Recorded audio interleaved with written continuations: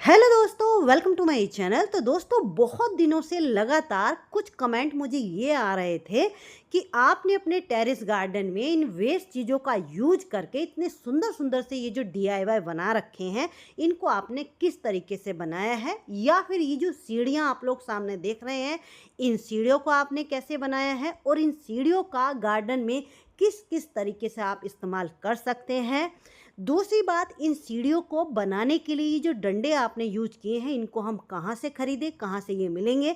तो देखिए दोस्तों, मुझे तो ये बहुत आसानी से मिल जाते हैं, लेकिन आप लोग इनको बनाना चाहते हैं तो इनकी जगह आप लोग बैम्बो यानी कि बांस के डंडों को भी ले सकते हैं, या फिर इन्हीं को आप लोग लेना चाहते हैं क्योंकि इनसे फिनिशिंग बहुत हो जाती है और मजबूत भी रहते हैं।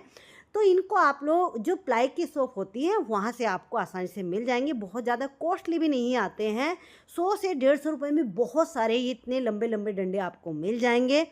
और ये जो डंडे हैं काफ़ी मजबूत रहते हैं, लगभग 5 से 6 साल हो गए हैं इन डंडों से ही सीढ़ी बना करके जो मेरे गार्डन में यूज हो रही हैं। उनके ऊपर पानी भी गिरता है, धूप भी पड़ती है, तो इनके ऊपर कोई फ़र्क नहीं पड़ता है। तो चलिए वीडियो को शुरू करते हैं, देखते हैं कि आज किस किस तरीके से इन डंडों को हमने गार्डन में इस्तेमाल किया है, या फिर वेस्ट चीज़ों को यूज करके अपने गार्डन के लिए सुंदर सुंदर से ट्रेलिस या फिर डीआईवाई को हम बना सकते हैं। पहले यहाँ पर हमने कुछ लकड़ी के डंडों को लिया है, इनकी जगह आप लोग बैम्बो यानी कि बांस को भी ले सकते हैं। ये मुझे आसानी से मिल जाते हैं, इसलिए मैं इन्हीं का यूज करती हूँ। सबसे पहले एक डंडे के ऊपर हमने 10 इंच पर निशान लगाया है, यानी कि ये 10-10 इंच के 5 टुकड़ों को हमें देखिए इस तरीके से कट कर लेना है।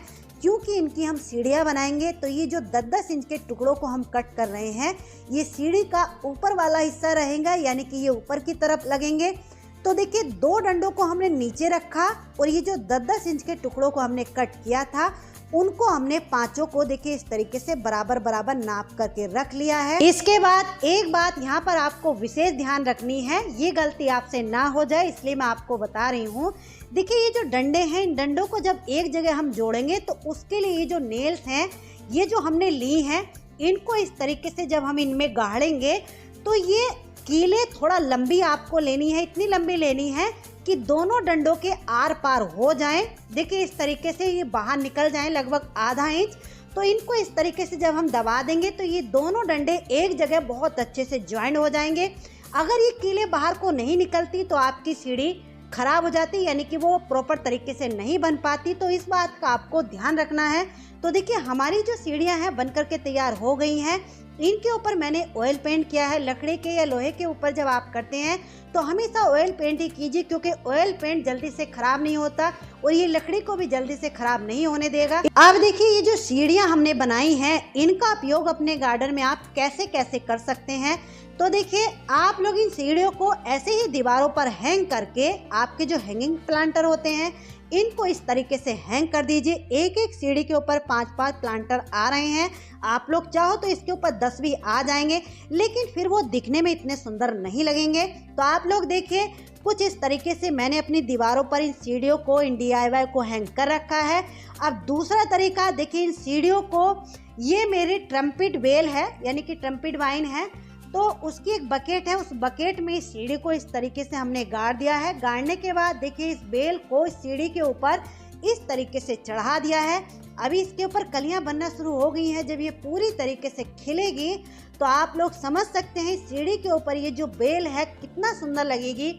अब एक डीआईवाई हम और बनाते हैं इन्हीं सीढ़ियों का इस्तेमाल करके। तो देखिए 2 सीढ़ियाँ हमने फिर से बनाई हैं, इनके ऊपर कलर भी कर लिया है। इनको हम क्या करेंगे, एक सीढ़ी को इधर की साइड से हमने लिटा दिया है, दूसरी सीढ़ी को दूसरी साइड से लिटा दिया है। अब ये 2 हमने बांस के टुकड़ों को कट किया है, लगभग ये 1-1, 1.5 इंच के टुकड़े होंगे इनकी चौड़ाई। और इन बांस को देखिए ये जो ऊपर वाला सीढ़ी का हिस्सा है, इस वाले हिस्से में यहाँ पर हम इसको रोकेंगे, यानी कि यहाँ पर इसको हमें किसी भी कील से या तार से इसको बांधना है। तो देखिए ये पुराने बैम्बो हैं, इसलिए कील गाड़ने से ये जो बैम्बो है फट रहे हैं। अगर जो ग्रीन बैम्बो होता है वो नहीं फटता है, लेकिन इन कीलों से ये जो बांस के टुकड़े फट रहे थे, तो इन कीलों को भी मैंने गाड़ा है।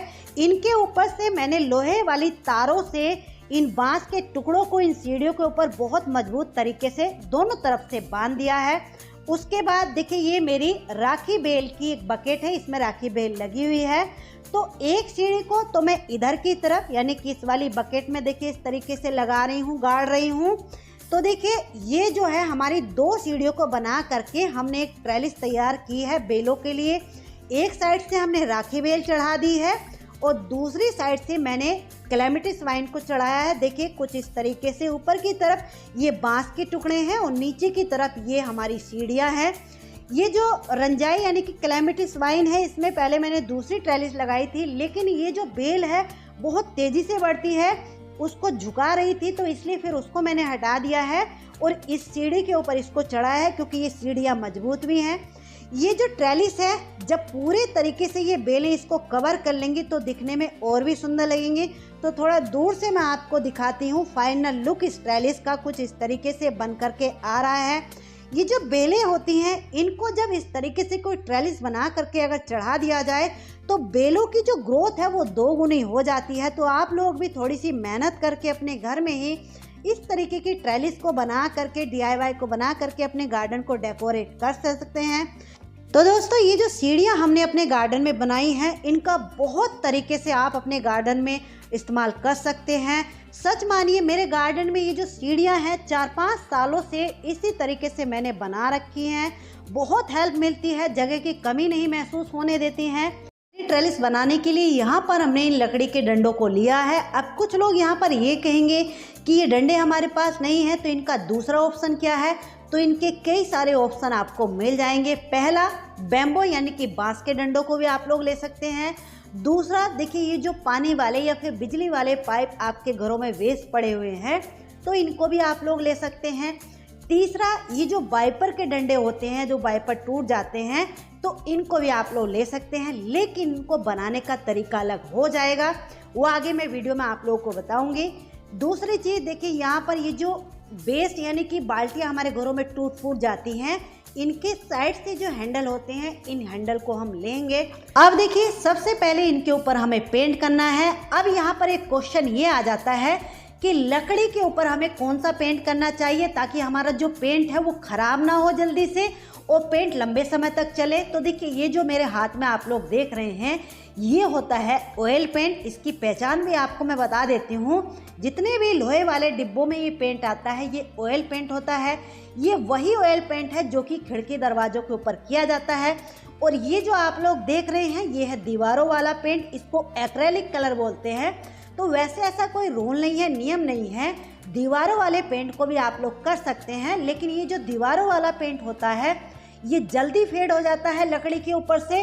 तो इसलिए अगर आप लोग लकड़ी के, लोहे के या फिर प्लास्टिक के ऊपर पेंट कर रहे हैं तो उसके ऊपर आप लोग हमेशा ऑयल पेंट ही कीजिए। ऑयल पेंट एक तो लंबे समय तक चलता है, दूसरी बात जैसे लकड़ी या लोहे के ऊपर हम पेंट करते हैं तो ये जल्दी से लकड़ी को या लोहे को ख़राब नहीं होने देता। तो देखिए हमने सबसे पहला कोट तो येलो कलर कर लिया है। येलो कलर करने के बाद रेड कलर की इस तरीके से हमने लाइनें लाइनें इसमें बना दी हैं। आप लोग अपने हिसाब से जो आपको अच्छा लगे वो कर सकते हैं। और ये जो बकेट वाला हैंडल था सेम डंडों की ही तरह इसके ऊपर भी हमने पेंट कर लिया है। अब बारी आती है इन डंडों के ऊपर। ये जो बकेट वाला हैंडल था इसको हमें यहाँ पर देखिए रोकना है यानी कि पिन अप करना है। तो उसके लिए हमें क्या करना है, देखिए ये जो पतली वाली नेल्स आती हैं छोटी छोटी सी, ये बहुत आसानी से इसमें अंदर चली जाएंगी। तो देखिए इस तरीके से हैमर की मदद से इन नेल्स से हमें इन हैंडल को यहाँ पर पिन अप कर देना है, रोक देना है। देखिए कितनी आसानी से ये जो कील थी अंदर चली गई है। तो यहाँ पर हम ये 2 नेल्स को गाड़ेंगे ताकि हमारा ये जो हैंडल है अच्छे से इसमें पिन अप हो जाए। अब ये जो दूसरी साइड है यहाँ से ये जो नेल्स निकल रही हैं इनको भी हम दबा देंगे ताकि ये हमारे हाथों में या फिर जो बेल इसके ऊपर हम चढ़ाएंगे उसमें ये इलझे ना या फिर लगे ना। हैंडल को पिन अप करने के बाद डंडों का ये जो नीचे वाला हिस्सा है इस वाले हिस्से को हम पॉलीथीन से कवर करेंगे। नीचे वाले हिस्से में पॉलीथीन हम इसलिए बांध रहे हैं क्योंकि ये नीचे वाला जो हिस्सा है ये मिट्टी के अंदर जाएगा। तो इनके ऊपर अगर पॉलीथीन बंधी हुई होगी तो मिट्टी के अंदर ये जो डंडे हैं जल्दी से गलेंगे नहीं, टूटेंगे नहीं। तो देखिए दोनों साइडों में हमने पॉलीथीन को अच्छे से बांध लिया है, कवर कर लिया है। अब उसके बाद देखिए आप लोग जो बेल भी अपनी ट्रेलिस के ऊपर चढ़ाना चाहते हो उसको चढ़ा सकते हैं, मैं ये कुछ अपराजिता के पौधे हैं, इनको मैंने अपने घर में ही सीड से ग्रो किया है, इनको लगा रही हूँ। देखिए इस तरीके से लगाने के बाद अब ये जो ट्रेलिस हमने बनाई थी, इस ट्रेलिस को देखिए इस तरीके से जिस भी पॉट में, गमले में आप इसको ट्रेलिस को लगाना चाहते हैं, इस तरीके से मिट्टी में गाड़ दीजिए। तो अब आप लोग समझ गए होंगे कि ये जो पॉलीथीन हमने लगाई थी, इसलिए लगाई थी क्या कि ये मिट्टी के अंदर रहेगी तो ये मिट्टी के अंदर जल्दी से डंडे गलेंगे नहीं। तो देखिए कुछ इस तरीके से ये जो ट्रेलिस है बनकर के तैयार हो गई है। अभी ये अपराजिता के पौधे थोड़ा छोटे हैं, जब ये पौधे दोनों तरफ से, चारों तरफ से इस ट्रेलिस को कवर कर लेंगे तो इस ट्रेलिस का जो फाइनल लुक है कुछ इस तरीके से निकल करके आएगा। तो देखिए आप लोग देख ही सकते हैं, हालांकि अपराजिता बहुत ही कॉमन सी बेल है, लेकिन इस ट्रेलिस ने इस बेल की सुंदरता में और भी चार चांद लगा दिए हैं। जैसे कि ये मैंडीविला की बेलें हैं, तो इनको भी मैंने इसी तरीके से ट्रेलिस बना करके चढ़ा रखा है। ये जितनी भी बेलें होती हैं, अगर इनको इस तरीके से ट्रेलिस या हैज बना करके चढ़ा दिया जाए तो बेलों की ग्रोथ में 2 गुना बढ़ोतरी हो जाती है, यानी कि ये बहुत तेज़ी से ग्रो करती हैं, क्योंकि बेलों का स्वभाव होता है ऊपर की तरफ को चढ़ना। तो इस तरीके से आप लोग बनाइए। अब हम बनाते हैं ये जो वाइपर वाले डंडे थे इनकी ट्रेलिस, इनको हम दूसरे तरीके से बनाएंगे।